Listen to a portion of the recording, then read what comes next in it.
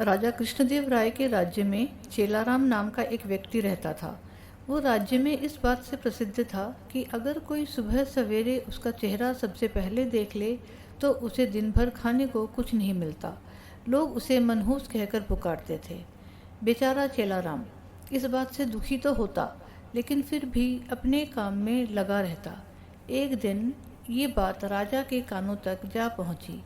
राजा इस बात को सुनकर बहुत उत्सुक हुए। वह जानना चाहते थे कि क्या चेलाराम सच में इतना मनहूस है।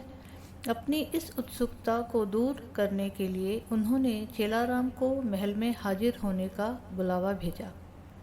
दूसरी ओर चेलाराम इस बात से अनजान खुशी खुशी महल के लिए चल पड़ा। महल पहुंचने पर जब राजा ने उसे देखा तो वे सोचने लगे कि ये चेलाराम तो दूसरों की भांति सामान्य प्रतीत होता है। ये कैसे दूसरे लोगों के लिए मनहूसियत का कारण हो सकता है। इस बात को परखने के लिए उन्होंने आदेश दिया कि चेलाराम को उनके शयन कक्ष के सामने वाले कमरे में ठहराया जाए।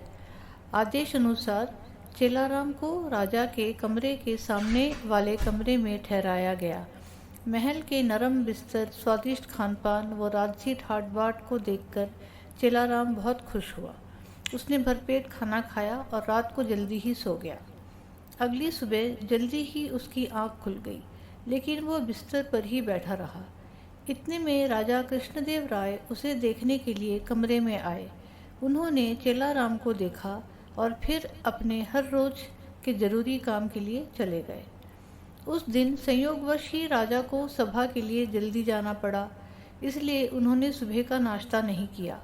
सभा की बैठक दिन भर इतनी लंबी चली कि सुबह से शाम हो गई, लेकिन राजा को भोजन करने का समय ना मिला। थके हारे भूखे राजा शाम को भोजन के लिए बैठे ही थे कि परोसे हुए खाने में मक्खी पड़ी देखकर उन्हें बहुत गुस्सा आया। वो उन्होंने भोजन ना करने का निर्णय किया। भूख व थकान से राजा का बुरा हाल तो था ही। ऐसे में गुस्से में आकर उन्होंने इस बात का दोषी चेलाराम को ठहराया। उन्होंने स्वीकार कर लिया कि वो एक मनहूस व्यक्ति है तथा जो कोई भी सुबह सुबह उसका चेहरा देख ले तो उसे दिन भर अन्न का एक निवाला भी नसीब नहीं होता। उन्होंने गुस्से में आकर चेलाराम को मृत्युदंड की सजा सुनाई और कहा कि ऐसे व्यक्ति को राज्य में जीने का कोई अधिकार नहीं है। जब ये बात चेलाराम को पता चली तो वो भागा भागा तेनालीराम के पास पहुंचा। उसे मालूम था कि इस सजा से उसे केवल तेनालीराम ही बचा सकते हैं। उसने उन्हें अपनी पूरी व्यथा सुनाई। तेनालीराम ने उसे आश्वासन दिया और कहा कि वो ना डरे और जैसा वो कहते हैं बिल्कुल वैसा करे। अगले दिन फांसी के समय चेलाराम को लाया गया। उससे पूछा गया कि क्या उसकी कोई आखिरी इच्छा है। जवाब में चेलाराम ने कहा, हाँ, वो राजा समेत पूरी प्रजा के सामने कुछ कहने की अनुमति चाहता है। इतना सुनते ही सभा का ऐलान किया गया। जब चेलाराम सभा में पहुंचा तो राजा ने उससे पूछा, बोलो चेलाराम, तुम क्या कहने की अनुमति चाहते हो। चेलाराम बोला, महाराज, मैं केवल ये कहना चाहता हूँ कि मैं इतना मनहूस हूँ कि जो कोई मुझे सुबह देख ले तो उसे दिन भर भोजन नसीब नहीं होता।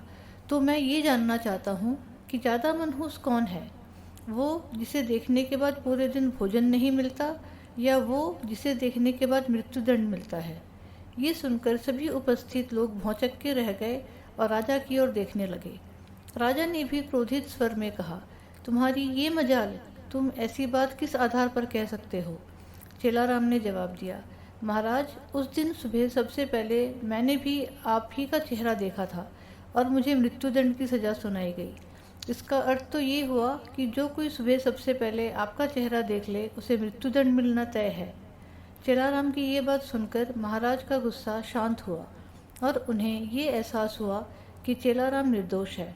उन्होंने शीघ्र ही उसे रिहा करने के आदेश दिया और ये समझने में देर नहीं लगी कि इसके पीछे किसका हाथ है। उन्होंने तेनालीराम को बुलवाया और उसकी खूब प्रशंसा की और इनाम भी दिया।